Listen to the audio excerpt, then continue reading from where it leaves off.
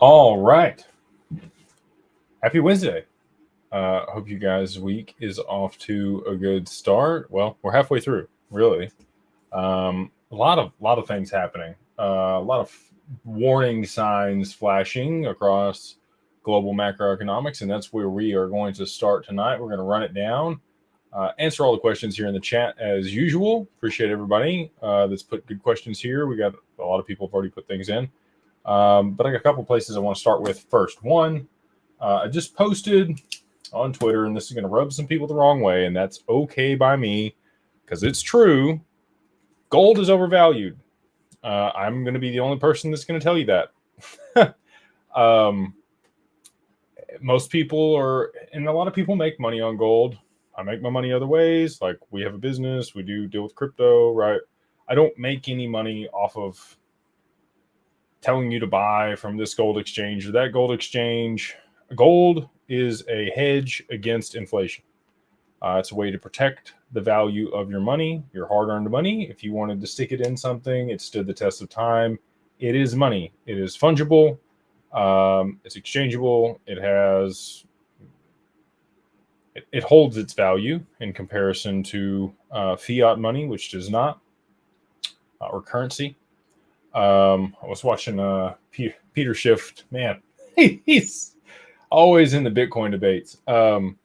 He's actually the reason I found Bitcoin. I was looking to de-risk from the stock market in 2020 after I had made some good profits in a short period of time when I bought the dip, and was on the gold bug train. I own precious metals, so just full disclosure, my emergency fund.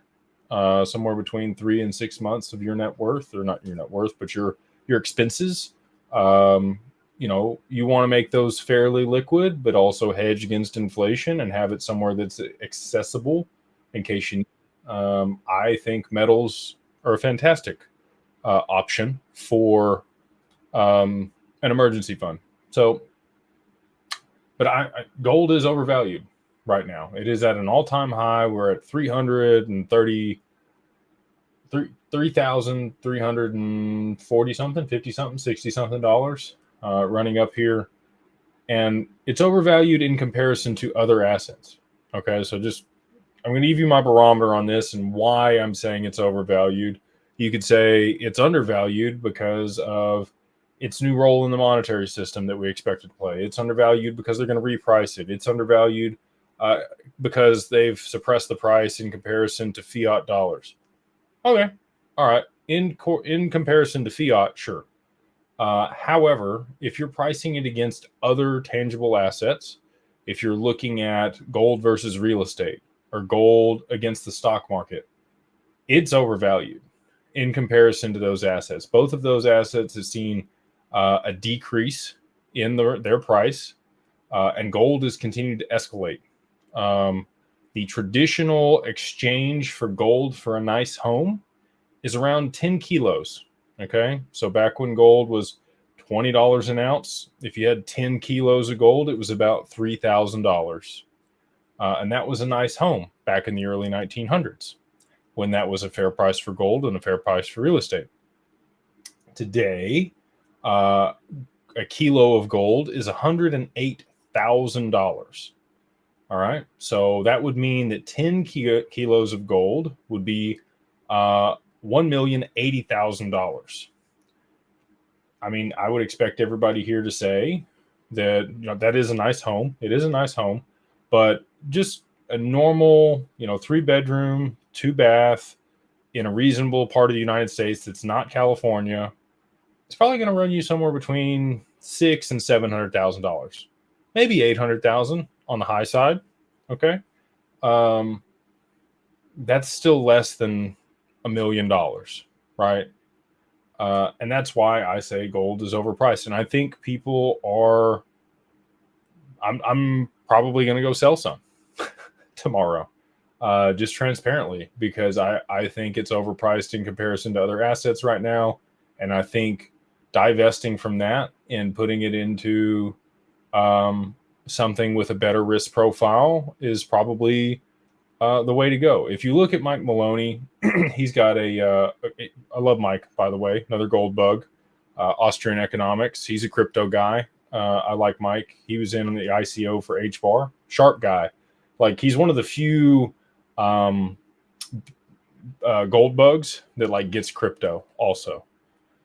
And I say that there's George Gammon. There's a few others as well that are like in the Fed, and they have some Bitcoin, but they haven't figured out the altcoins yet. So anyway, I digress. He has a video on his channel called Wealth Cycles.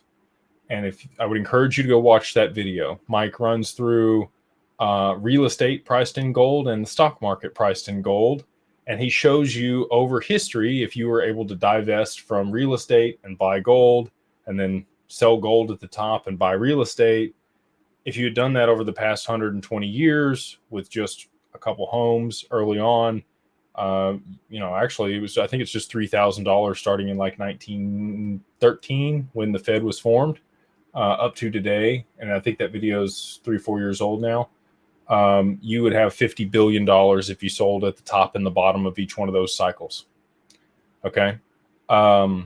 So anyway, you obviously can't divest that quickly. Both of those assets aren't that liquid. Gold's pretty liquid. You can go sell to a coin shop or somebody, but for that amount, when you get up to the larger amounts, it's it's a little more difficult to swap. And for a long time, gold was legal tender that you could purchase real estate in. Contracts were convertible in gold besides the US dollar all the way into the 60s. I think around 65 is where they actually made it where you couldn't do that anymore. It could have been before that. Maybe it was before they confiscated the gold in 1913 or 1933, excuse me. I have to brush up on my history on that. But anyway, gold is overvalued. I will be taking some profits off the table. I'm sure there's still other people that are going to tell you it's going to $10,000 and it's way underpriced and all that stuff. I can't tell you what to do. You make your own decisions. I am not a financial advisor. We employ financial advisors at Digital Ascension Group and Digital Wealth Partners. And if you want to work with them, they can tell you to sell your gold and buy something else. I can't do that. Not licensed. I'm just telling you guys what I see in the market and what I'm doing, and you make your own financial decisions. So there's that. And then we've got some other turmoil going on with Japan still kind of squeaking along, printing more yen and buying bonds. So yield curve control is still going strong over there, but it looks like they're losing control of that. So I don't know, how much longer they can kick the can here. I still think we're ready for a melt up in markets across the board. That's what everything's, screaming to me. That includes all risk on assets. So I think you're going to see a dive in gold potentially. I could be wrong. It could go a little higher than where it is now. But I think you're going to see a pullback in gold as people de-risk and move back into risk on assets, including crypto in the short term here before, the fat lady sings and we do have the big crash that everybody's been waiting on. And again, that's just what I'm seeing. Up to you guys. You're making your own financial decisions. I'm just some guy on the internet. No crystal balls here. So with that, that's how I wanted to start it off this evening. We've got a lot of people over here on YouTube and X, and we also have people here on TikTok. Appreciate you guys taking time out of your Wednesday night to listen back to this or listen to this, and then those that listen to it later on. Thank you so much for taking the time out of your day. We'll go ahead and jump into the questions here. We have Marcin. Marcin? I don't know. Probably butchered it either way. I'm sorry. Jake, I'm confused by your answer in the last video, but I think you'll be able to buy XRP using the XRPL DEX when there's a shortage on centralized exchanges in the future. Am I wrong? You're going to have somebody that's on the other side of that bid that's willing to give it to you. There's going to have to be some. So the DEX is just a decentralized exchange, and it sources liquidity based on who's participating in the market. If there are no sellers at certain prices, you're going to have to pay a pretty significant premium on stuff. So there might be sellers at certain prices, but there may not be any sellers at any price on the decentralized exchange. Now, again, it's an order book. I think there's probably always going to be a seller at a certain price, but probably going to be a lot higher than the actual token itself trades for. James Hall says, Powell speaks, says tariffs will slow the economy and cause inflation. Stock market drop, crypto unaffected. Yeah, it seems, again, I think we're in for risk on assets. I think are poised to move a lot higher here in the short term. We'll see if that holds true or not, but that is my thesis. Jeremy, how are you, sir? He says, Jake, please use this super chat to buy your lady a drink and tell her thank you for sharing you with all of us on the lives. It's appreciated. Great video this morning. Do you think Ripple would buy Ondo? So Ondo is its own blockchain. I don't think that they would be able to buy Ondo. And thank you for the kind words. And cheers. I will buy the lady a drink. She was telling me she's gonna stop drinking earlier today.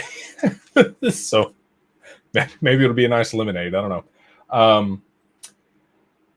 Can they buy Ondo?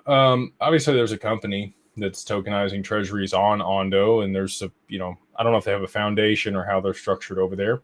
I think they'll definitely partner. Tokenized treasuries are a big component of what Ripple wants to do over the long term.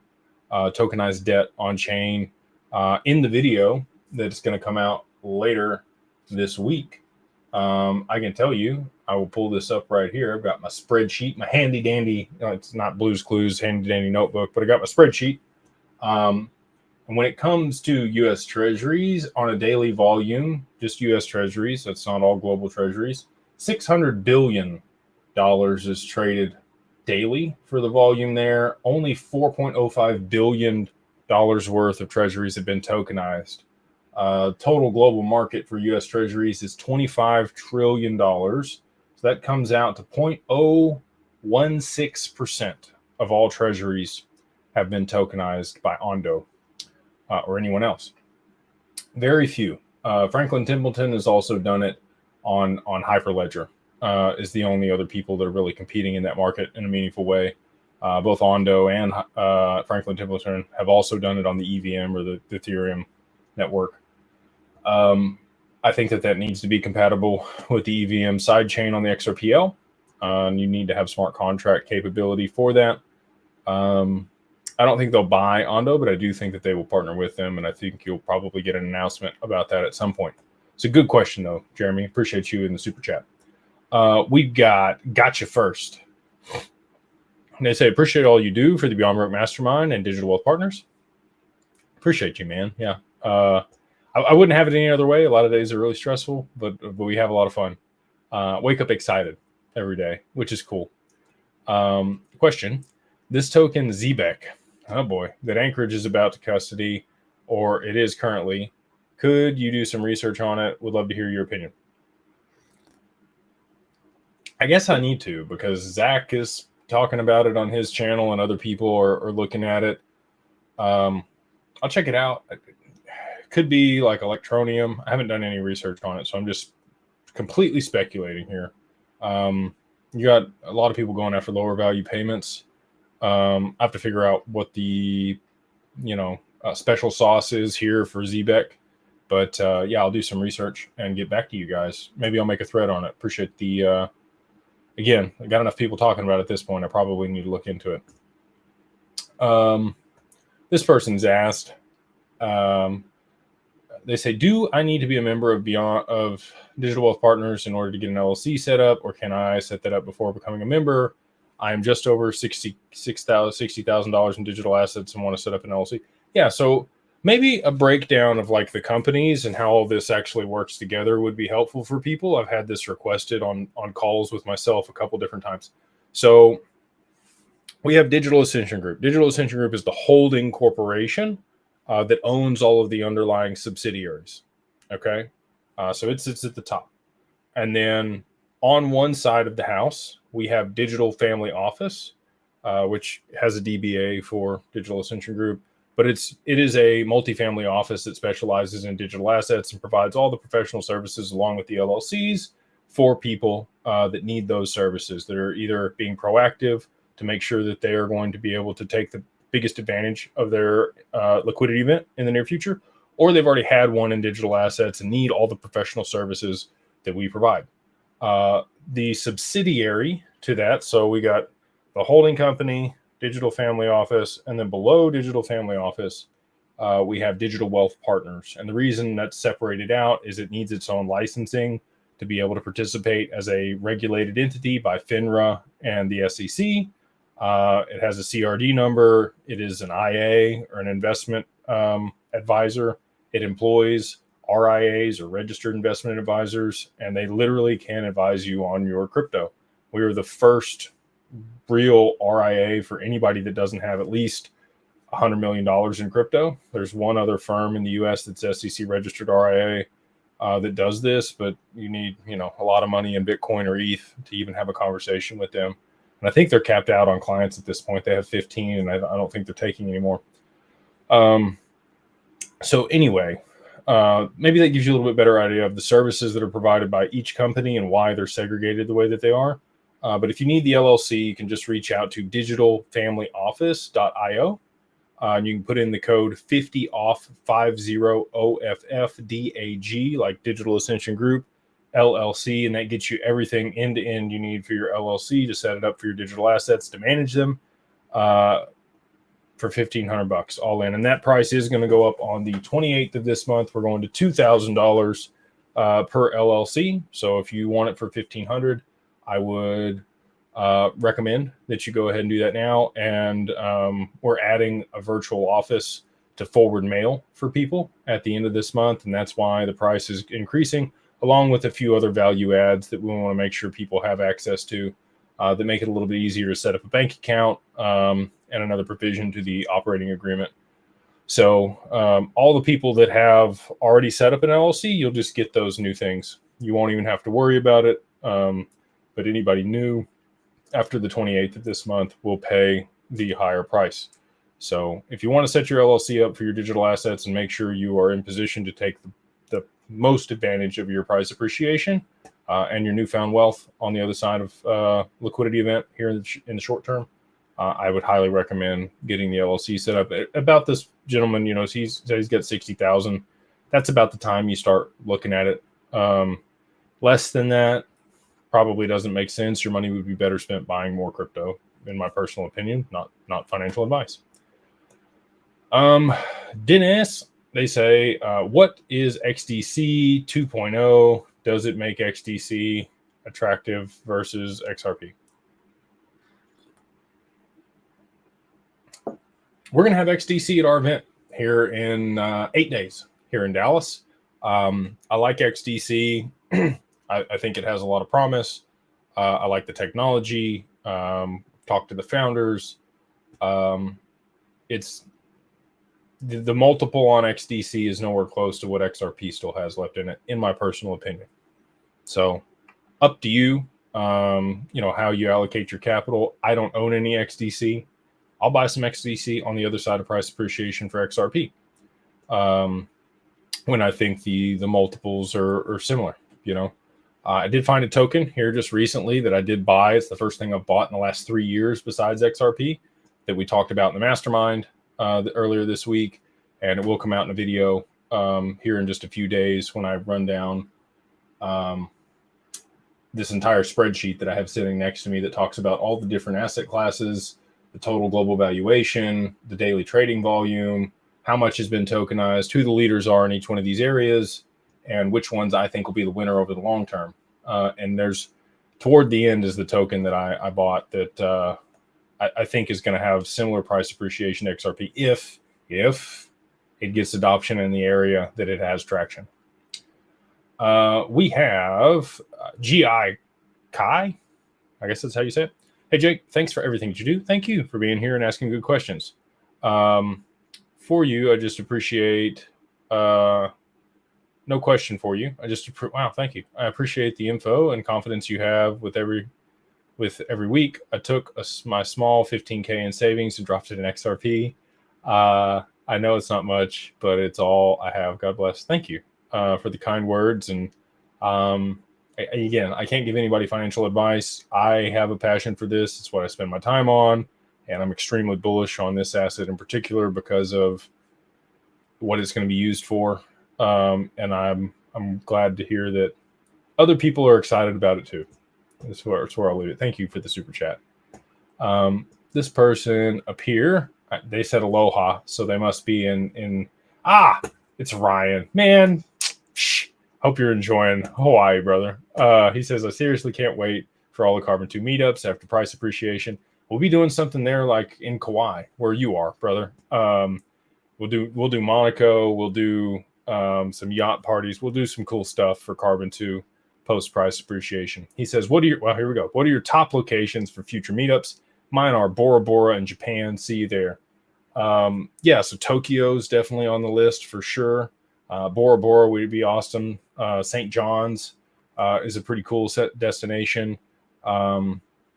Exotic places, that I would like to visit. Another one would be like Stockholm in Sweden. There's some other places that are like beautiful that I've never been and would love. And we'll do mile high masterminds too. So we'll take the PJ and we'll fly to wherever we're going. And do somewhere like 9 or 10 people on the jet and have a good time.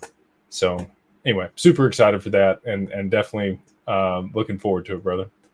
A couple people over here on TikTok says, we don't want details. Just tell us when XRP hits 10K. We only want money. I get that, David. It's going to be when derivatives are tokenized. So once you hear about Codius and it's public and they start settling those transactions through XRP, I think that's going to be sometime 2026, 2027 is my outlook for $10,000 XRP when Codius will go live and they'll implement that with the derivatives market. I could be wrong. Again, I don't have a crystal ball, but that's my expectation and time frame for when that could happen. We have some more super chats over here. We got Happy Days. Thank you for the super chat, brother. He says, hello, Jake. We'll be in touch soon. In which month do you think we can offer yield? We already have it. Well, we have returns. Excuse me. We have returns on XRP. And will yield be paid daily or quarterly? When do you think banks will offer digital custody? Thank you. They're not going to do it for retail. That's one of the reasons we have people set up a corporation. If we didn't do that, then we wouldn't be able to provide institutional custody through Anchorage. So all of our clients do have to have a corporation that manages their assets, and we partner with Anchorage, and we can provide you institutional grade custody, and we can generate returns on your XRP. We launched our funds for that just a few weeks ago. So excited to see how those perform here this first month for our LPs and our clients, which will be awesome. Banks are still 12 to 18 months away. They do not, man, just so we're sitting on the working group for RIAs with the Digital Chamber, and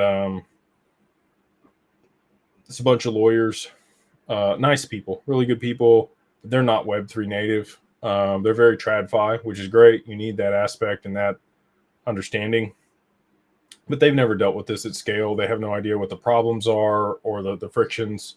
And we're bringing that to the table because we have almost 600 clients at this point with Digital Wealth Partners. We are the largest RIA in the world for digital assets by client volume. The next closest has 15, like I mentioned before. So we're literally, what is that? 30 would be 40 times larger than the next closest RIA by volume of clients. And my team's feeling it. Which, they hustle hard and they go hard. We're hiring as fast as we can to make sure that they can keep up the level of service that we would like them to have for our clients. Yield, you asked if it'll be paid daily or quarterly. It depends on the way that we're generating the returns. Right now, we're working with sub-advisors that have track records. They've never had a negative quarter. So if we paid daily or we paid even weekly or monthly, there may be certain circumstances where you lost to XRP. And that's our number one rule. We don't want to lose XRP. They've never had a negative quarter. So in order to smooth out that risk and make sure that we are going to be able to pay out returns for people on a regular basis, we decided to do quarterly. And we're blending TradFi and DeFi, right? And you get good and bad of both when you do that. You want to be able to participate with your digital assets and earn a return. which is great. But at the same time, you get a lot of the red tape and frameworks that are associated with the other side, and you get assurances that come along with that, right? Like you get insurance, you get institutional custody, you get the security that you want, but there's also time frames that slow things down, and partnerships and regulations and all these other things that we have to toe the line for to make sure we're doing it the right way, and we're setting the standard for other RIAs that want to move into this space. So yeah, quarterly will be the returns until DeFi becomes institutional DeFi. I don't think you're actually going to get the adoption in that application, probably for, I could be wrong, again, no crystal balls here, but maybe 24 months. I think it'll be another couple years before institutions and banks really have a DeFi application that their clients can participate in. All the back end stuff for these banks, even Anchorage, is traditional. They haven't implemented blockchain or smart contract solutions to be able to execute transactions or program that. And I think you're probably going to need AI to catch up in order to actually do this at scale and be able to audit smart contracts real time and check things to make sure that the insurance covers the smart contracts and they're not hackable. So right now, manual actually is the most secure way to do this stuff, and that is how we're doing it. But it would sure be nice to have the efficiencies that this technology brings to the table in an institutional setting. So, and these are all things we're pushing for. They're all things that we understand and we're trying to bring to the table. But it is, like moving an iceberg when you're working with these institutions. So anyway, yeah, those are the time frames I got for you, brother, and super excited to be working with you in the near future. We got Rob. He says, hey, Jake, Nova Scotia. Yeah, there you go. How soon do you see $20 for XRP? I think there's going to be a day, Rob, when they launch the ETFs and there are problems in the financial markets and they need to source liquidity across exchanges because of Tether. You're going to see XRP zoom past $20. It's not going to be like a slow rise to that level. And that's right in the danger zone, or the no-go zone for me. I think 10 to 13 is a reasonable price for institutional speculation. If you just got ETFs that launched, if you have a need or liquidity crisis, that's when I think you're going to be able to push above that level. And I think it's just going to zoom right past $20 when that happens. $20 is not a good level for what needs to happen with XRP to be able to settle transactions globally or at scale for basically any different application. It would need to be higher than that. So I think the lowest utility price that you could see XRP at would be around $50 for XRP. So I know that's probably not the answer you wanted. It's event driven, and I'm waiting on that event. Believe me, just like everybody else. And again, we might be close here. Japan, things are looking a little sketchy, but again, I think we're going to get a melt up here.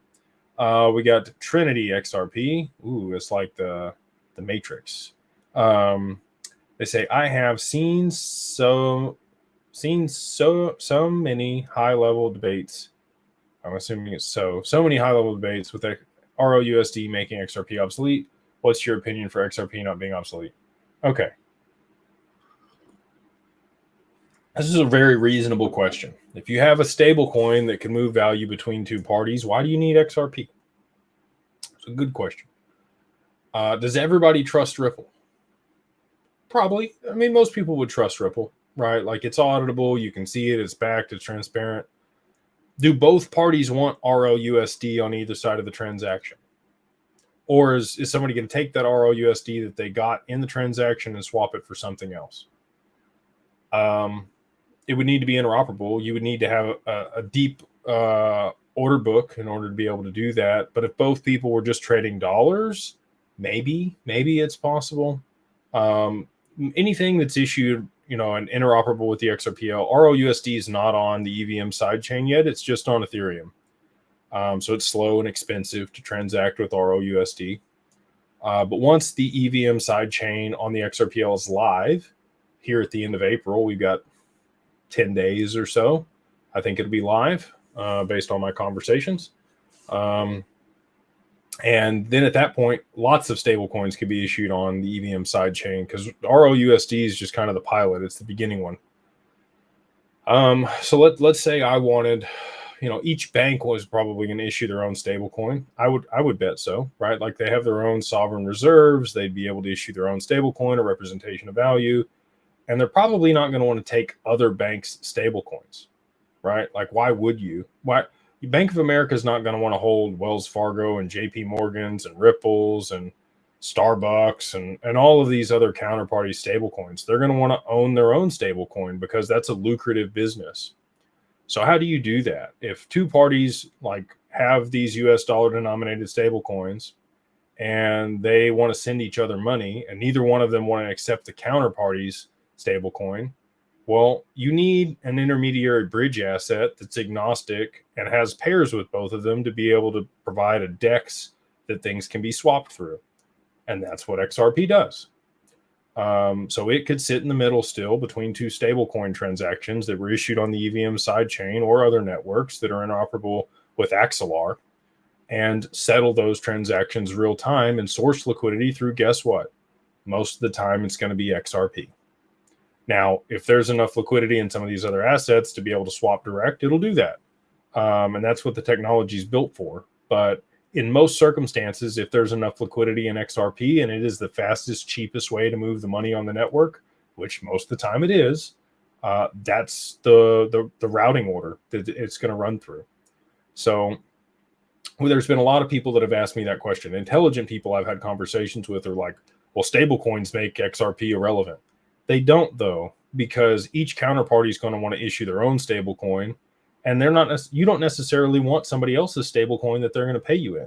You might want Citi's stablecoin, or you might want Amazon's stablecoin because they're going to pay you a better return, or they're going to give you rewards, or holding it there in their infrastructure provides you some other benefit, right?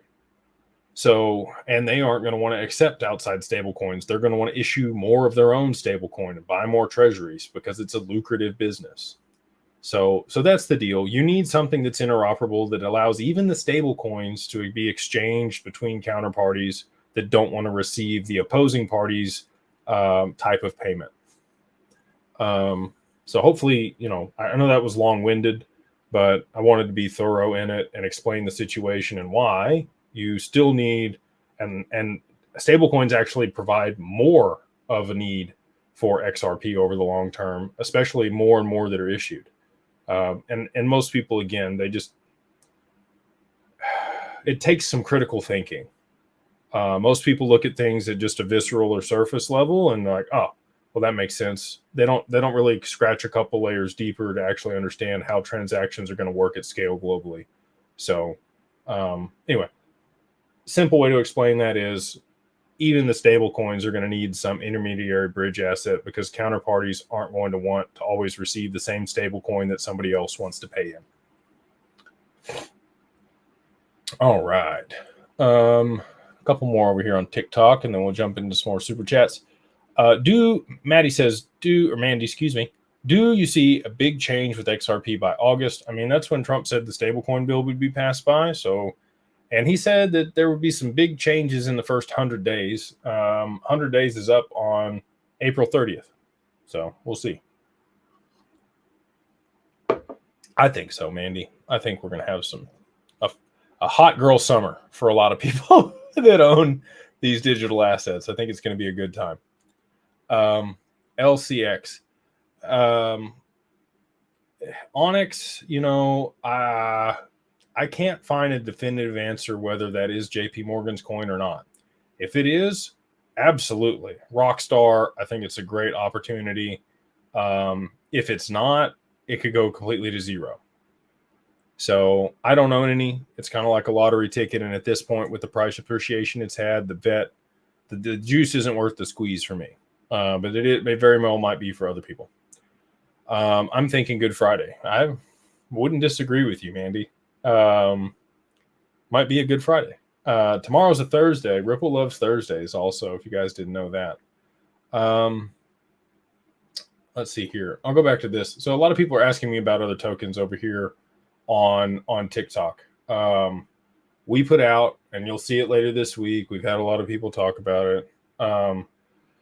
If you want to join the mastermind, you find what token I bought earlier this week. I haven't bought another token in 3 years. I don't shill stuff. I think this will actually have utility. Only put a couple $1,000 in it, right? It's kind of like a lottery ticket for me. If I lose it, it goes to zero.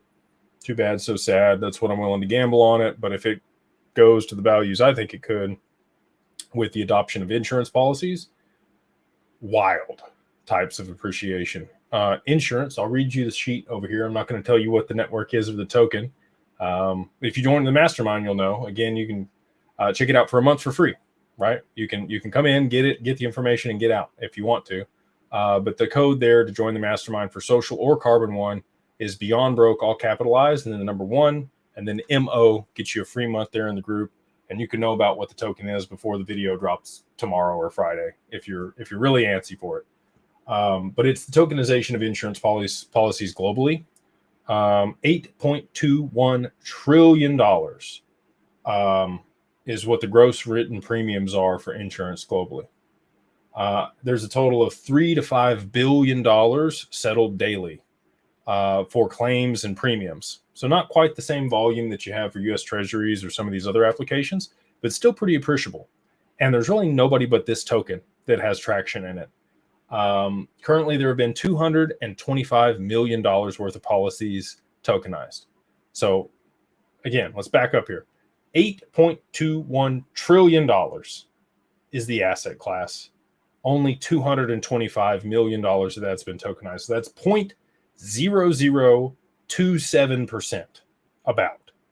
So gnat on an elephant's behind. Okay. And if this token ends up being the value or the network that moves that value, huge price potential. I think it's trading at like 2 cents.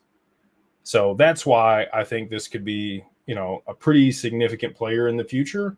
And again, I'll break it down in the video that'll be live here later this week. Or again, if you want to join the mastermind, just to get in and see what value's there.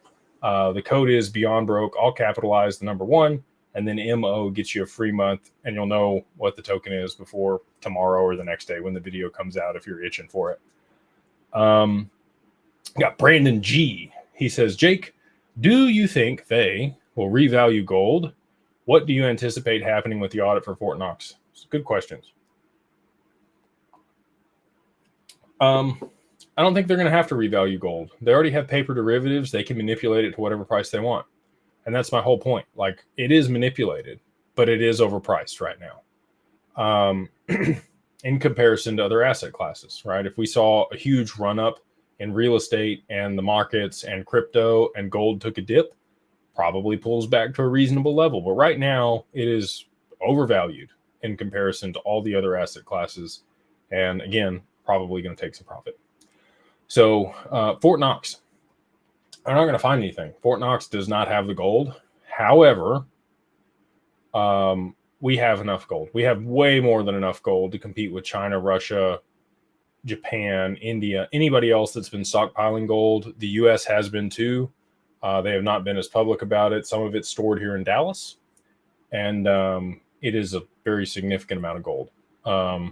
So not overly concerned about it. I don't think that they're going to revalue it. I think they'll just manipulate it with paper, and then they'll get rid of Basel III, and it'll be a real price moving forward. And maybe they'll back treasuries with it. That's what I'm hoping they do. Old Judy Sheldon. Farmer Chris. He says, Ake, I'm assuming he means Jake. He said, tell us a lot more about Omni, sir. Sounds like an amazing project. Thanks again for everything. Austin Keem seemed to be legit. Stoked to be a part of the group finally. Awesome, brother. Glad to have you there in the mastermind with us. Yeah, Austin's super cool. So he was one of the original architects on Interledger Protocol, and he built out the business around that for enterprise adoption.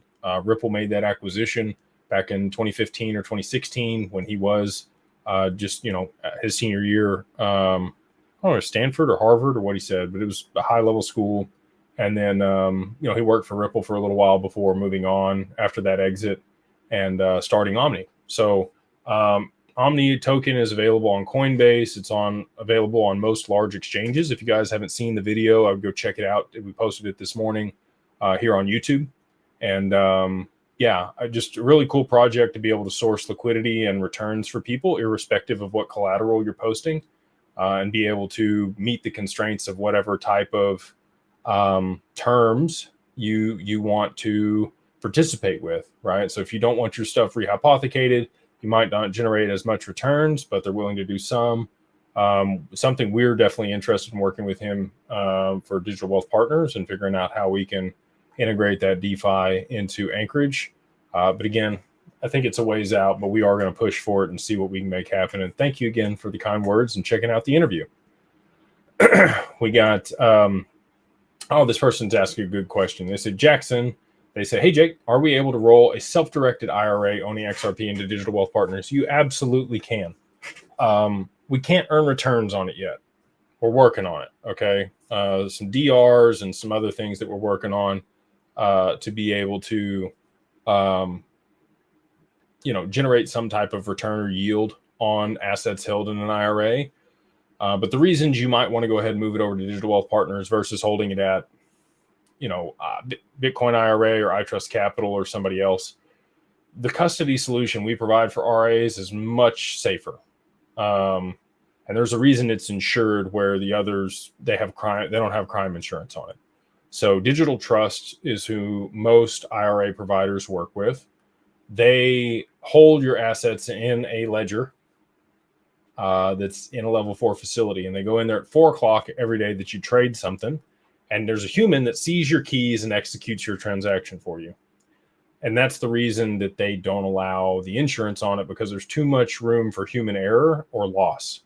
It's not on an algorithm. It's not on a blockchain. It's somebody sees your keys. It's not as secure as it would be if the assets were held with us at Anchorage and Digital Wealth Partners. So anyway, you may not be able to generate return on it, but you would also be able to aggregate it with your other assets there and be able to seal it all in one holistic portfolio, manage it all directly with us. And as soon as we do have a way to generate returns on it in the near future, you'll be able to participate in that as well. We've got I Am the Key. Very cool. I like the name. He said, Jake, my guy. What's up, brother? He says, started buying XRP late currently at a few thousand. It's on Robinhood. Should I worry? The way that I would explain exchanges in Tether are like a public restroom. You get in, do your business, and you get out. Don't spend a whole lot of time there. And the reason for that is you are a creditor of the exchange. You do not own those assets. They owe them back to you. So anytime you have a tag address for your wallet at one of these exchanges, that's like your account number for them, and the routing number is their wallet address. That's how I would correlate it to a bank account. So same way you're a creditor of a bank, and if they go bankrupt, those are their assets, and they owe them back to you in some type of settlement that could take years, like Celsius or Voyager. And I'm not saying Robinhood's going anywhere. I don't think that they are. However, moving your assets off of an exchange into your wallet is like driving up to an ATM, taking the cash out of the ATM and sticking it in your wallet. Your cold wallet is like your leather wallet in your pocket. Okay. It's yours. Now you're liable for that. If somebody comes and steals it out from underneath your mattress, or you lose it, or whatever happens, there's no recourse. There's no insurance, but there wasn't at these exchanges anyway. It's not like you have FDIC insurance like you would, at a bank. And none of them provide crime insurance unless it's an institution and a qualified custodian that has an algorithmic blockchain on the back end with sharded keys and HSMs and all the other high-tech stuff that's required to garner insurance from Lloyd's of London, like we have. So anyway, it's a couple thousand, up to you. If you like Robinhood, if you think they're not going anywhere, if you think they're not going to screw you, probably fine to keep it there. But, when people say not your keys, not your crypto, they are right. And that's why we do FBO accounts. All of our clients own their own crypto. We are just a countersigner on it. We advise them. If they don't take our advice, they still do whatever they want with it. We have to oblige, right? Like, we're just an advisor. We do not have control over our clients' crypto. They have control. And and with that comes some tax benefits. So anyway, yeah, I would personally, I would move it to a cold wallet. We like Decent. If you're not able to move to institutional custody, I think Decent provides a fantastic option. They have a biometric for the thumbprint. They have a 25th seed word that you can generate for a little bit extra security. They have the largest breadth of digital assets of most of the wallets out there. The interface is really good versus other ones. I think we are an affiliate. Full disclosure, I get like $5 if you buy one through my link on the channel here. So I wouldn't put it out there if I didn't think it was legit. We don't take any sponsorships. I'm not here in the media business to make money.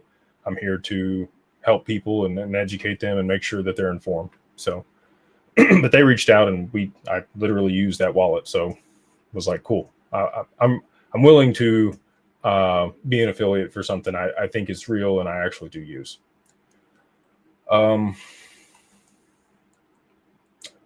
We got Hans Morris. Thank you for the super chat, brother. I don't see a question, but if I catch it below, I will answer it. Over here on TikTok, I thought you was AI the whole time. So a lot of people think that I sit here and I shoot these videos and I tend to look at my screen over here and I need to be looking at the camera. And so my editors, what they do is they do an eye thing, make it look like I'm looking at the camera, even though I'm looking off to the side here. It's my own fault, is why you think I'm AI, but I'm a real person. I have legs.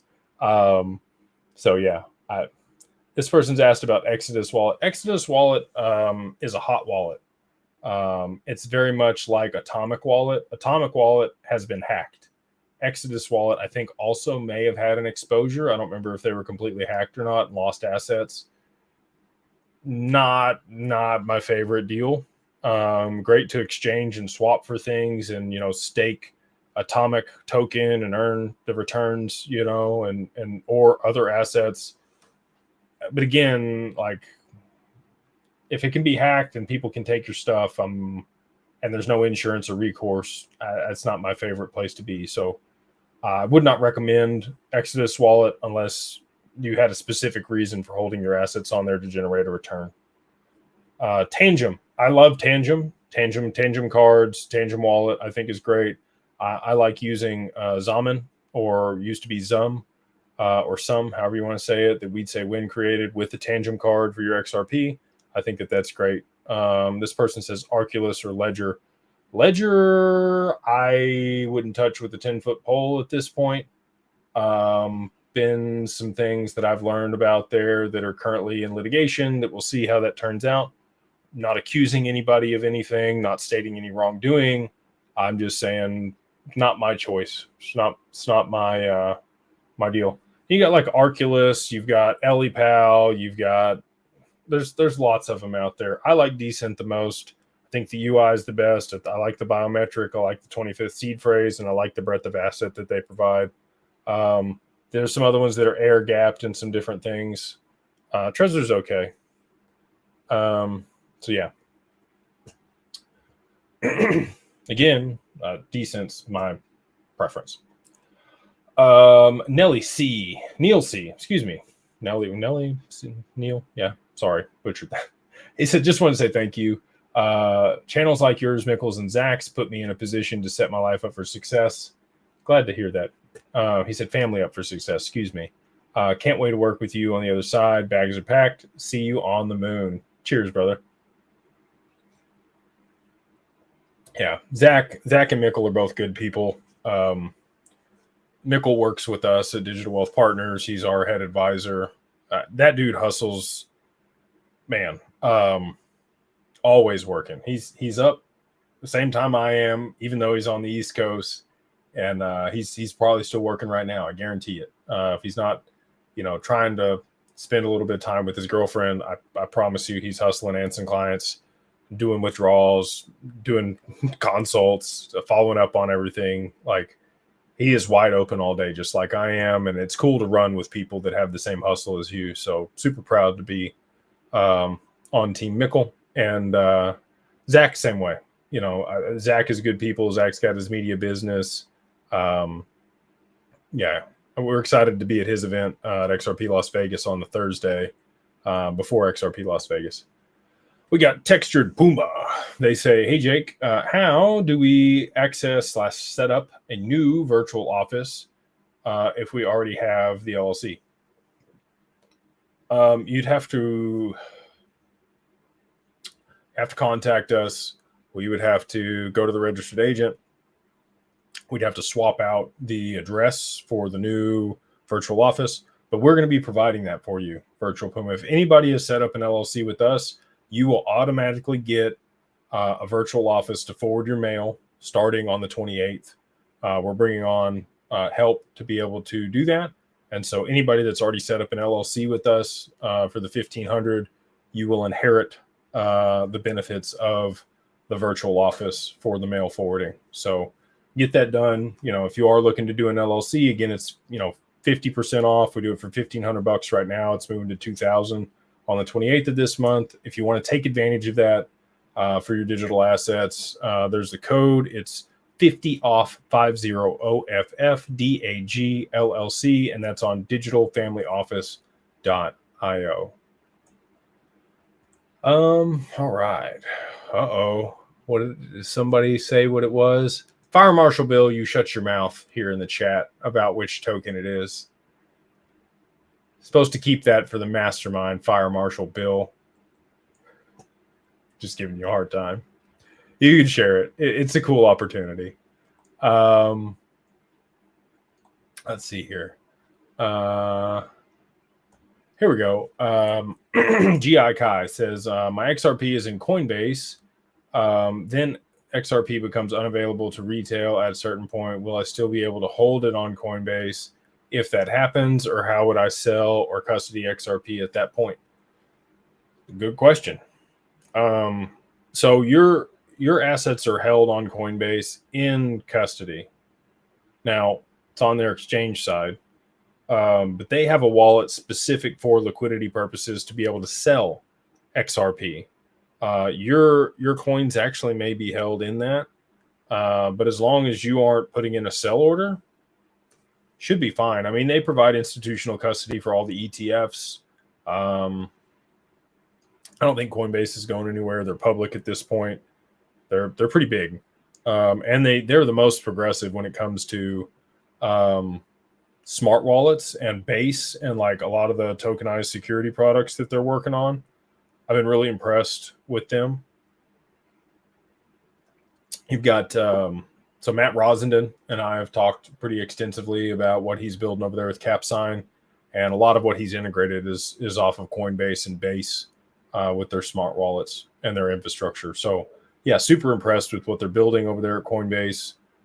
Still don't trust them as far as I could throw them, but they do have the best tech, and they are garnering a lot of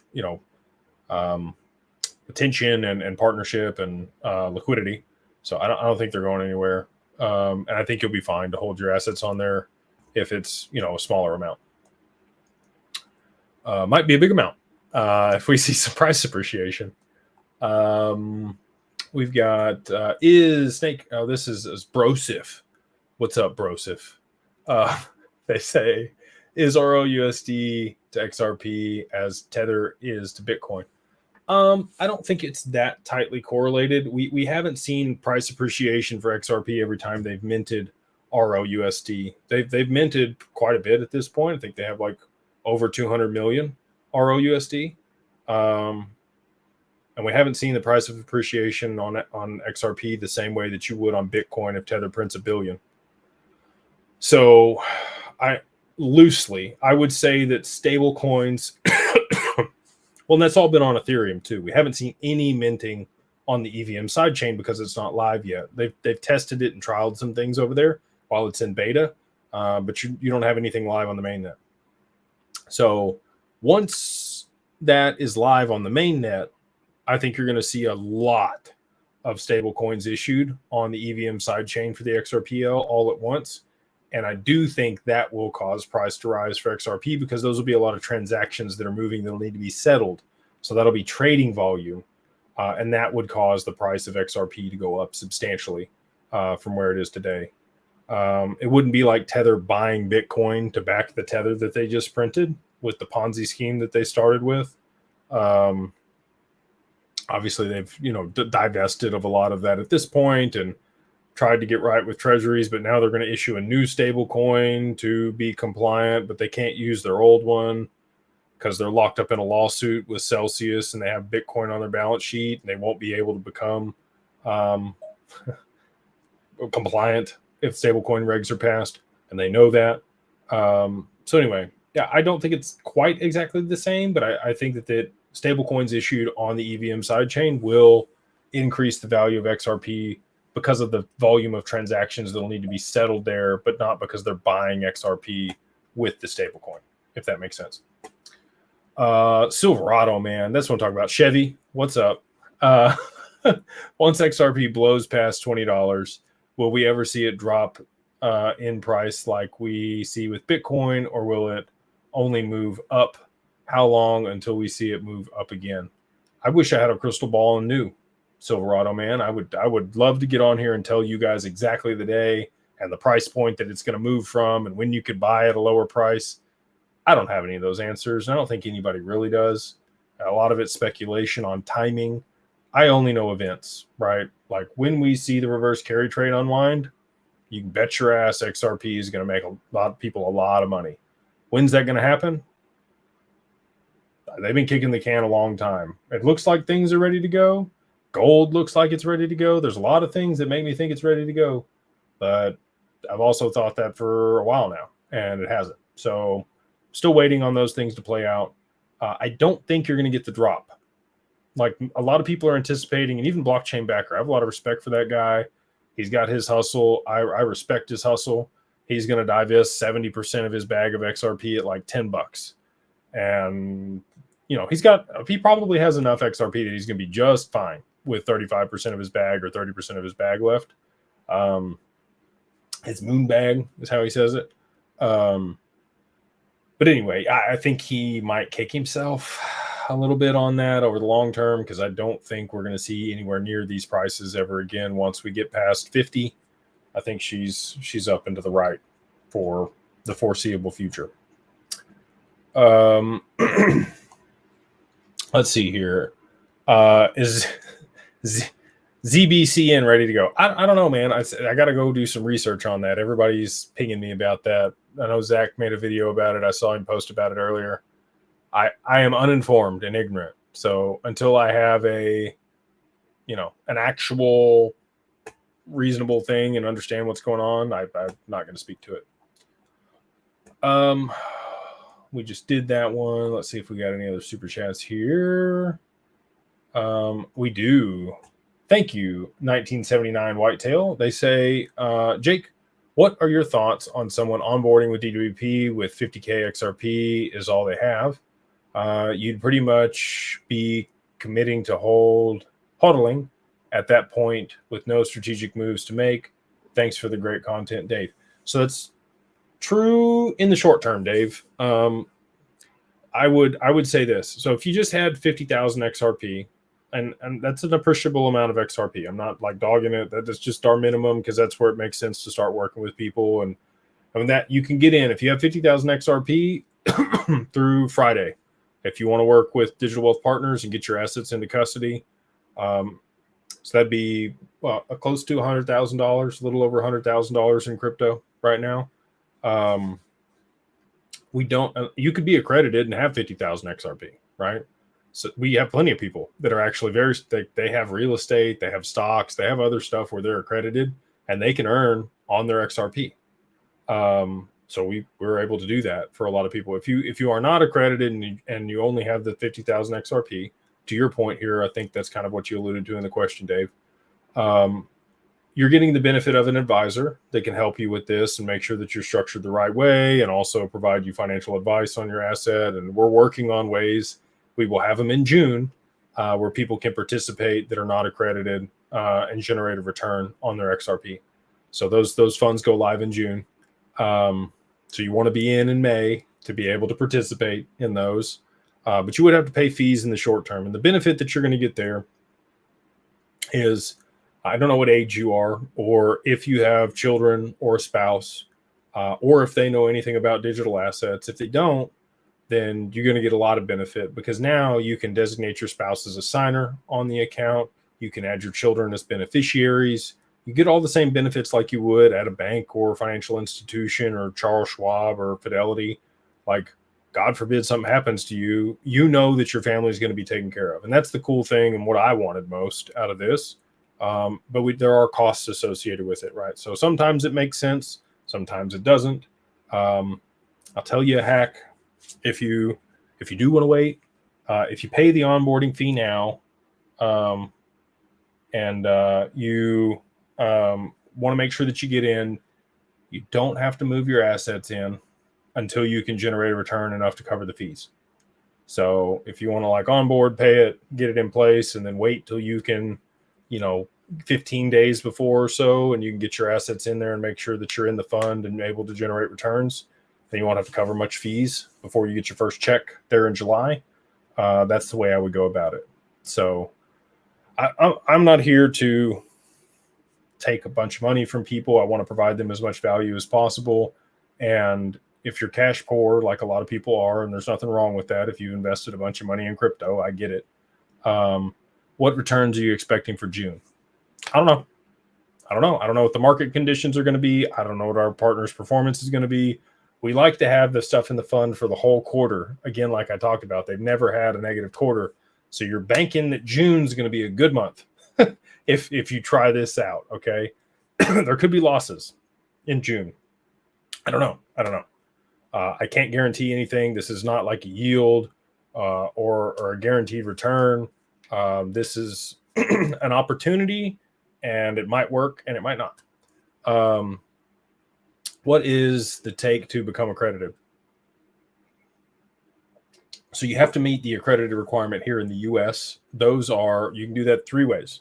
One, you are, you're Series 65. You've taken that test and you hold that with a firm.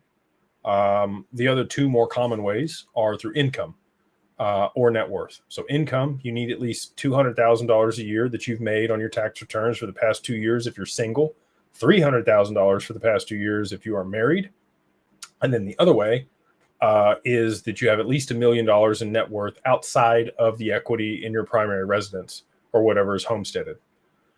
So those are the main two ways that most people qualify for accredited here in the US. And that is the guidelines that we have to abide by to be able to participate in the funds. So if you meet those things and you got 50,000 XRP and you want to generate returns on them, we can definitely help you out.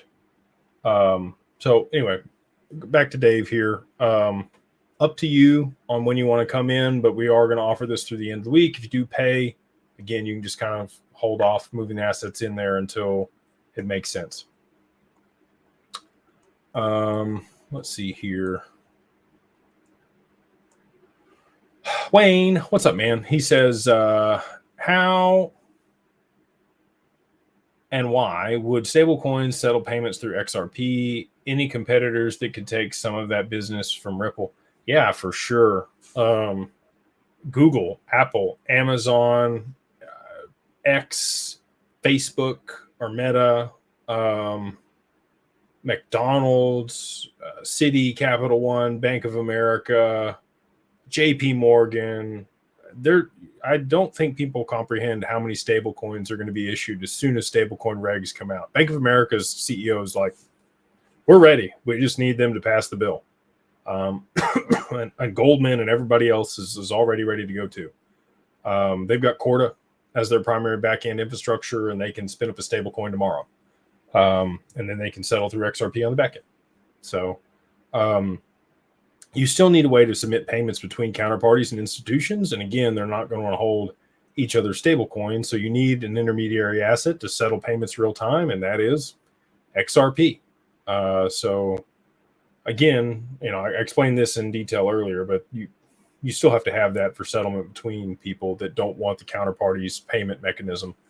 And if all of those are issued on the EVM sidechain, then we're good to go.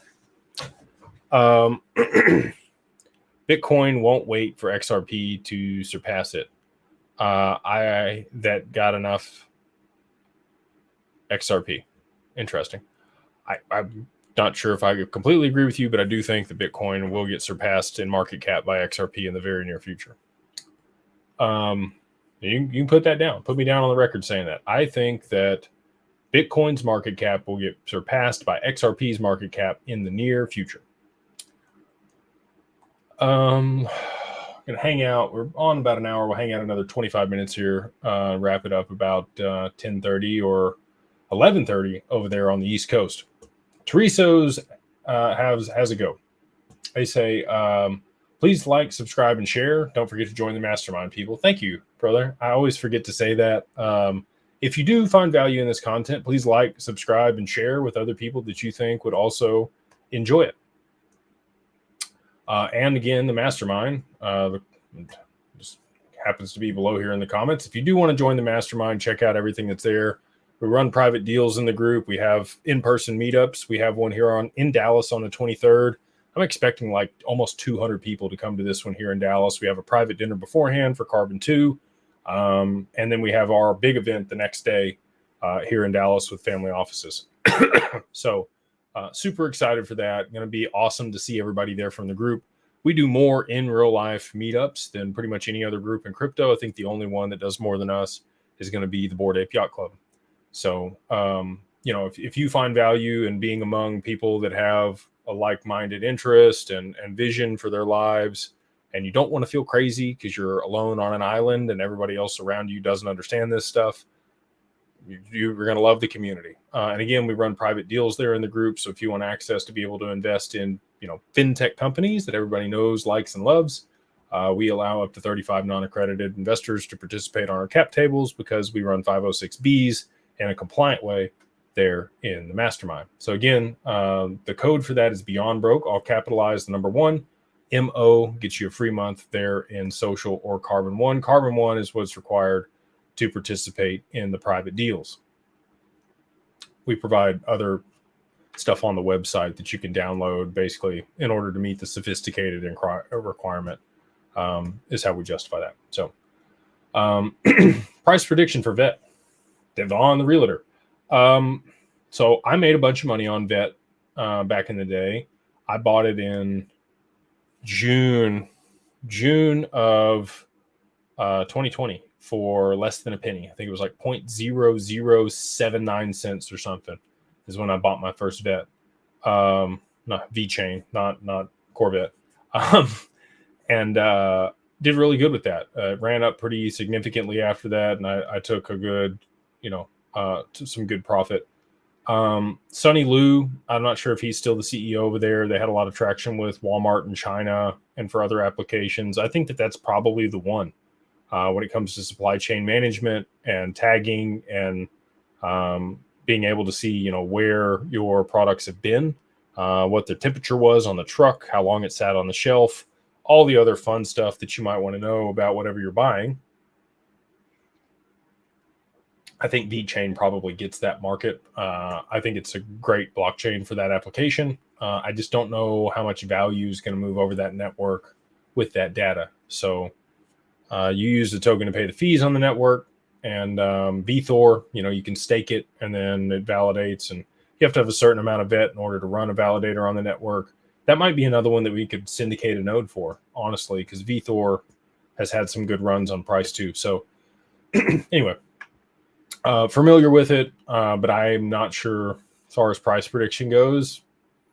If I had to just throw out something randomly, I could see like a $5 or $10 VeChain in the next 5 or 10 years. I think that's pretty reasonable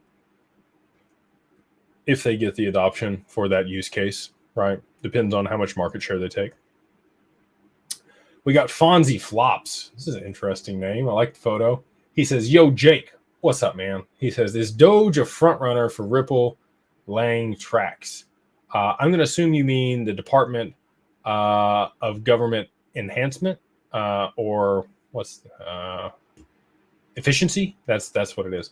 I do. I think it is. I think there's some players that have done some things, especially with Ukraine, Yeah, Elon's in on this deal, right? And so is Trump. I think that they have known about this for a while, and they'll probably come out and let you know that once price is already much higher. So, stay on the lookout for that. But I do think that Doge does actually provide a lot of benefit for the adoption of XRP. A lot of good questions here. We got Honest Aim. Hey, man, how are you? Hope you guys are doing well. He says, Jake, thanks for all that you do for the little guy. What was the most important action you took so far this week to achieve your goals for DWP? Excited to be a part of Beyond Broke Mastermind and the event on the 23rd. Blessings. DWP. So we met with a couple custodians this week to continue to expand the offering of tokens. Talked about insurance with a few people. XDC is not going to be available there at Anchorage, so we're looking at other opportunities. Got an introduction from XDC to another custodian that isn't public yet that you guys will be excited about that are coming out. It's somebody but they haven't ever operated in the institutional space. So we have a meeting with them, which will be cool. Met some other people for the funds to make sure that those go live in June.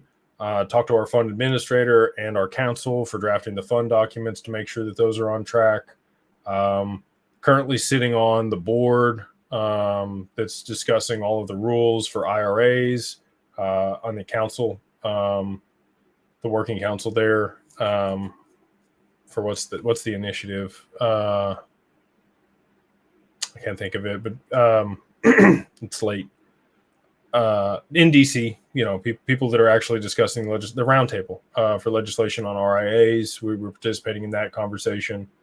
Anyway, yeah, hustling every day, and that's separate of anything I do with Syndicately or the digital family office side or the other things that I consult and work on, and including the Mastermind and the other deals that we're running there. So as soon as I wake up till I go to sleep, I'm running wide open. Thank you for the super chat, and hope you guys are doing well. Excited to see you guys in person next week. This person says, Jake, if you got in at 50K XRP, you can get the full benefits once the value goes up in your credit. Yeah, absolutely, John. Yeah, if you get in now and the fees are good, then you're in position and you're ready to go once price moves, and I don't think that's going to be too long from now. Did I get to the bottom of the chat tonight? Wow, that's pretty cool. I'll go back up and get some of these questions that were not super chats, because I know people have been on me for that here lately. Is it only super chats? I try to make sure I get all the super chats answered for people. If you're going to pay money, I want to make sure that you get your question answered, even if it's like $1 or $2. Like, just if you're going to pay money, I'm going to answer it. Let's see here. This person says, Hunter, how are you, sir? With countries like Japan, China, Dubai, etc., are they waiting for the U.S. to pass regulations, or can they start using XRP now?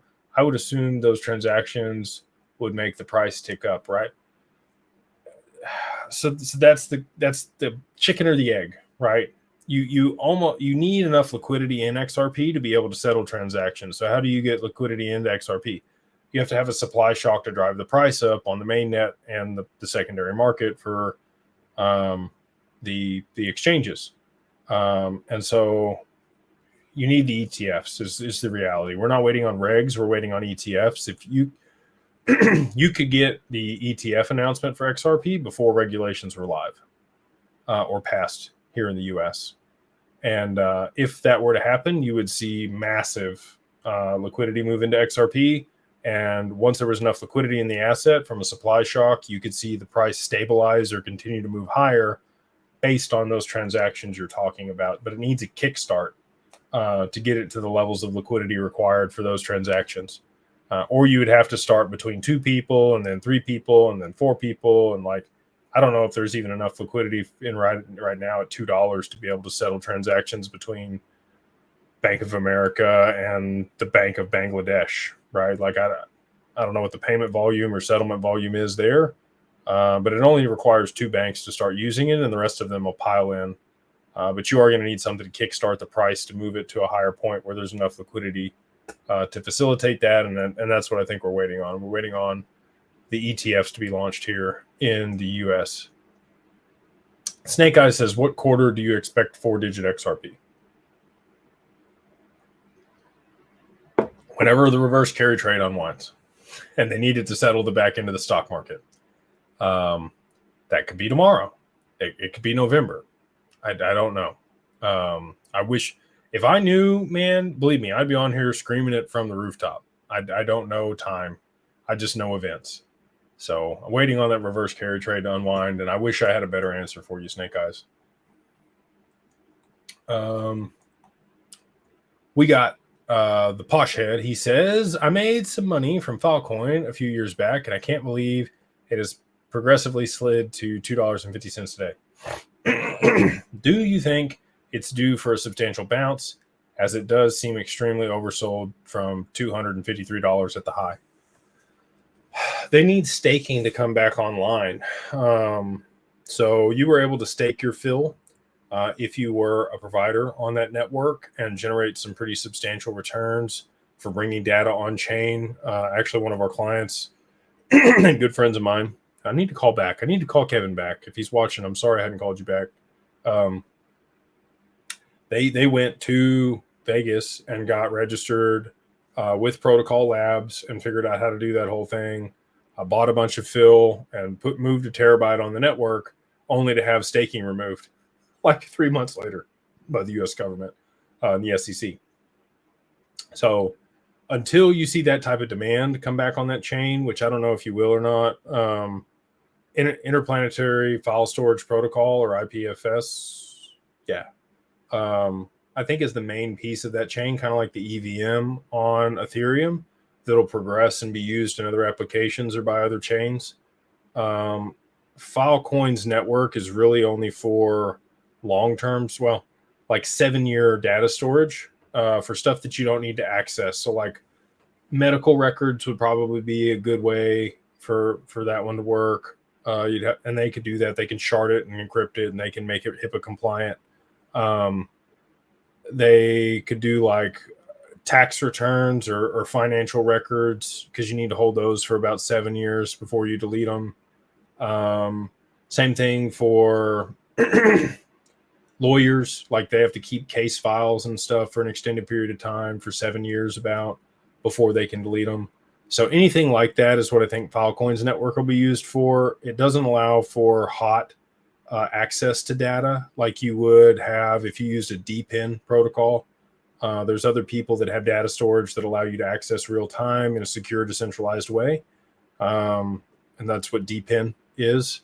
And like I said, IPFS, I think, will be used in a bunch of applications, but Filecoin, I think, is just going to fall in a niche where it's just those types of situations for 7 to 10 year file storage that people need to just hold something on chain and be able to access it if they needed to for an audit or something. What's the one? Arweave? Like if you had memoirs and you had like stuff that you wanted to keep for your great grandkids, that's a really good chain for that.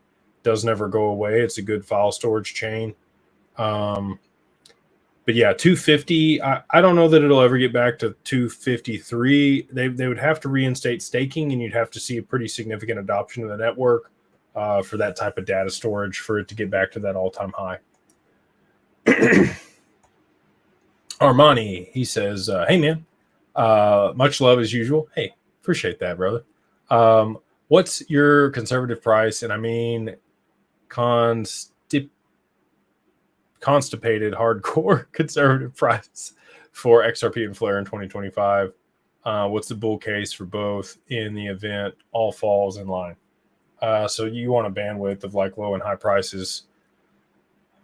Maybe this is the all time, like this could be the high for XRP. If we don't see the ETFs, if the case doesn't get finalized, if other things happen, like it's all event driven. It's not there's not a timeline. It's an event deal that has to happen. So low end, it could go back to 50 cents if everything fell apart and nothing happens. It's not going to happen, but you said constipated hardcore conservative price. And then bull case, I think, maybe like $3,000 this year. If you had everything line up, perfect storm, supply shock, everything falls in line, right? And it's likely somewhere in between the two. It's a big range there for you. Flare, I don't know on Flare. Been as low as a penny. I think we're up a bit from that now. Bullish on Flare. I think that, Hugo, we invited him to our event. I don't think he's going to be able to make it, but we're trying to work with him in some capacity for Flare to be able to mint FXRP and Bitcoin and these other things to be able to earn yield in their strategies and their DeFi protocols from institutional custody. But I think, Flare could be $1 to $5 if it was adopted by institutions, kind of as a bull case, maybe higher than that even.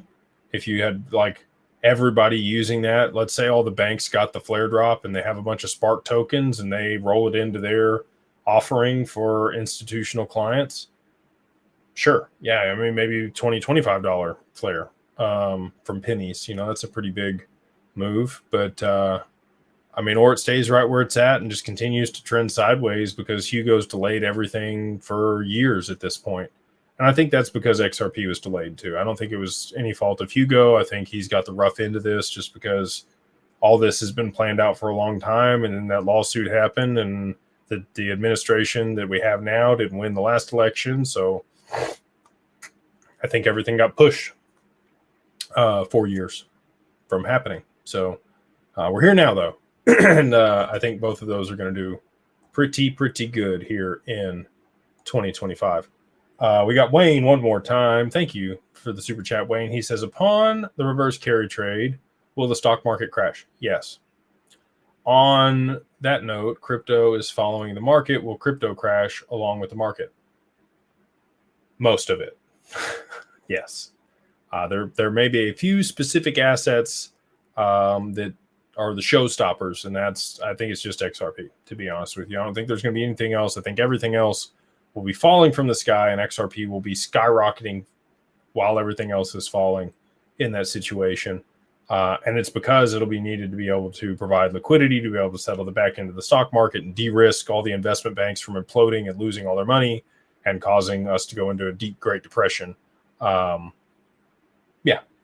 That's my thesis. That's what I'm sticking to. I think XRP goes north while everything else goes south when the reverse carry trade unwinds. So coming up on the hour and a half here, I'll grab a couple more over here on TikTok and then we will wrap it up this evening. We've got, do you recommend a small bag of XRP less than 10,000 take profits as XRP goes up or just hold? You do you. Whatever is going to be best for your financial situation. Everybody has different goals, right? Not everybody's goal is to have $100 million. Most people don't know what to do with $100 million. Most people would just be happy with $1 million. They think they would, but that really doesn't go that far these days. If you really need somewhere between 20 and most people, I'm just going to make an assumption here that's kind of like a broad swath of the bell curve. Somewhere between $8 and $15 million is what most people are going to need to be able to retire if their retirement is in the next 5 or 10 years. To be able to generate enough cash flow, if you wanted to take some of the principal over that period of time, people are living longer. I think that, you'd have access to better medical care if you had that amount of money and you are going to live longer. It's very likely. Probably going to take care of yourself and have, a longer lifespan. So need a little bit more money to make sure that you're taken care of in your old age. And you probably want to leave your beneficiaries something or leave the rest of it to charity. I think somewhere between 7 and 15 million is what most people need to retire these days comfortably. If you're in California or New York, it's probably more than that. If you're in the middle of America in Oklahoma or Arkansas, probably on the low end, maybe a little less than that. Cost of living, different places. Here in Texas, I guess, is what I'm going off of. I live in Dallas or close to Dallas. So, if that's the case, if it's for your retirement, then you're probably going to want to hold it longer and, use it to generate returns in some way or borrow against it and allow the price to continue to go up and rise over time. If you're looking to just pay off your debts today and, have some money in the bank and continue to work your job, sell stuff off as it goes up. Everybody, again, has a different plan based on where they are in their life and their financial goals. I would work with a financial advisor. None of them are going to work with you on XRP except our guys. We will have financial planning available for people here in the near future. That's a separate service of working with us strictly at DWP to manage assets. Go ahead and make sure I'm not missing any super chats here. Here we go. How much is the Mastermind? I know you get it first month free, but how much is it after that? So it depends on which tier you're in. I'll just go ahead and run down the different tiers. So we have a social membership. I've been a part of a lot of groups. Okay. The least I've ever paid to be a part of a Mastermind was $3,000. That was for 2 years up front that they hit you for. I want this to be accessible for pretty much anybody. So we made a very low ticket, reasonable price that keeps the riffraff out. That's the other benefit. People are like, why is it not free? Well, if you pay for something, you care about it, and it also keeps all of the people that are going to ruin it for everybody else out of the group. If you're paying $25 a month, you probably want to be there, and you're there to learn, and you want to get value from it. So that's the price of social. And again, you can attend all the events. You get to be in all the town halls for the value, and all the channel access and all the resources. I think it's a fantastic.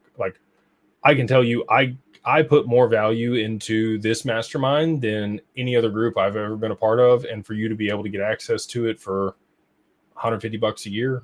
No, what is it? Would be $250, so $300 a year. 1/10 of the cost, and I provide more value than anybody else I've been a part of.